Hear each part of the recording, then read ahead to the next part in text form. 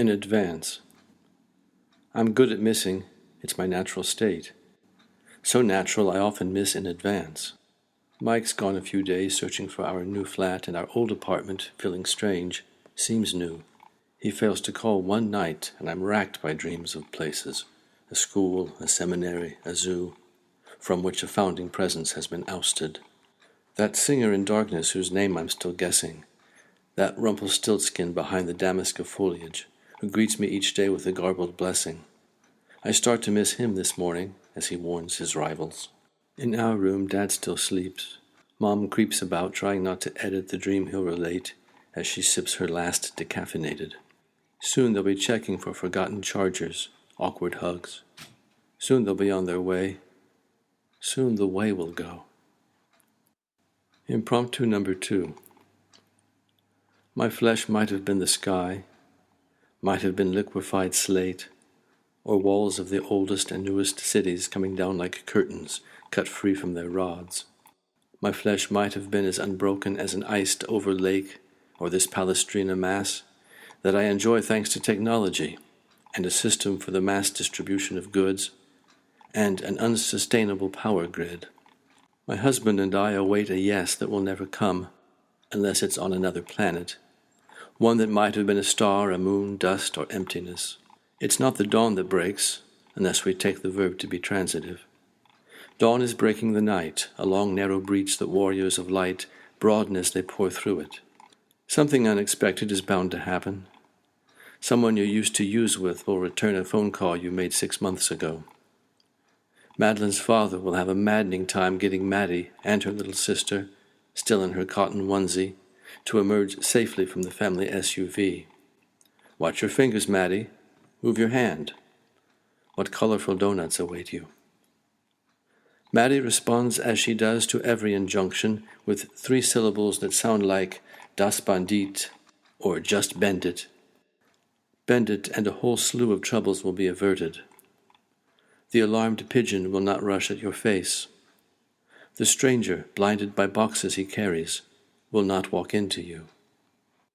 The Hypocrite. Joan Crawford called Billy Haynes and Jimmy Shields Hollywood's Oscar-worthy marriage.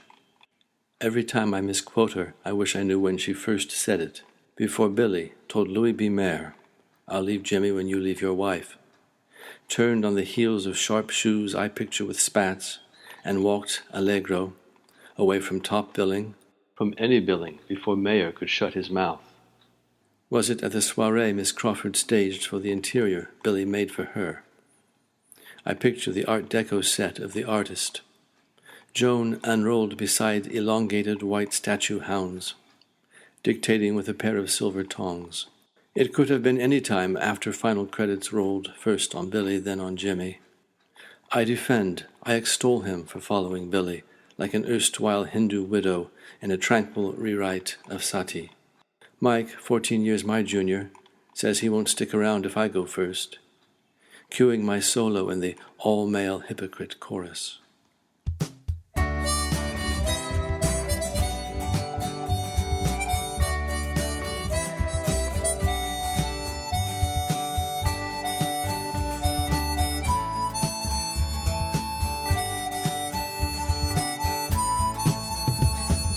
Early one morning the sun was shining, I was lying in bed, wondering if she'd changed at all, if her hair was still red. The folks, they said our life together sure would be rough. Never liked Mama's homemade dress, Papa's back book wasn't big enough. I was standing on the side of the road with the rain pulling out my shoes, heading out for the East Coast. Lord knows I paid some dues getting through. Tangled up in blue. She was married when we first met, she was soon to be divorced. I helped her out of a jam, I guess, but I used a little too much force. We drove that car as far as we could and abandoned it out west. Split up on the docks at night, both agreeing that it was best. She turned around to look at me as I was walking away. I heard her say over her shoulder, "We'll meet again someday on the avenue, tangled up in blue." I was living in the great North Woods, working as a cook for a spell. I never liked it all that much, and one day the axe just fell. So I traveled down to New Orleans, where I happened to be employed, working on a fishing boat right outside of Delacroix. All the while that I was alone, the past was close behind. I saw a lot of women, but she never escaped my mind, and I just grew tangled up in blue.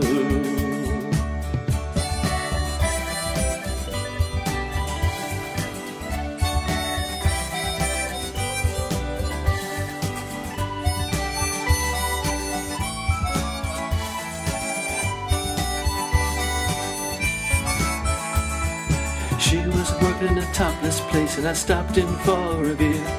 I just kept looking at the side of her face, and the spotlight so clear. Later when the crowd thinned out, I was just about to do the same.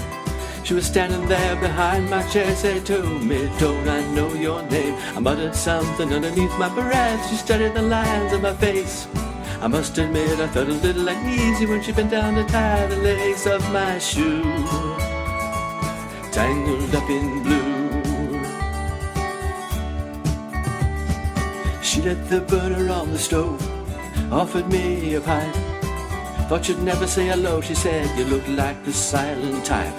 And she opened up a book of poems and she handed it to me, written by an Italian poet from the 13th century.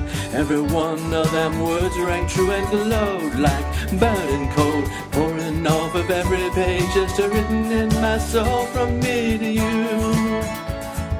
Tangled up in blue. I lived with them on Montague Street in a basement down the stairs. Music was in the cafes and night revolution was in the air. She started into dealing with slaves and something inside of him died. Had to sell everything they owned and froze up inside. And when the bottom fell out, well, I became withdrawn. The only thing I knew how to do was keep on keeping on like a bird that flew. Tangled up in blue. And now I'm going back again, got to get to her somehow. All the people we used to know are illusions to me now. Some are mathematicians, some are carpenters' wives, don't know how it all got started, don't know what they're doing with their lives. But me, I'm still on the road, heading for another joint. We always did feel the same, we just saw it from a different point of view. Tangled up in blue.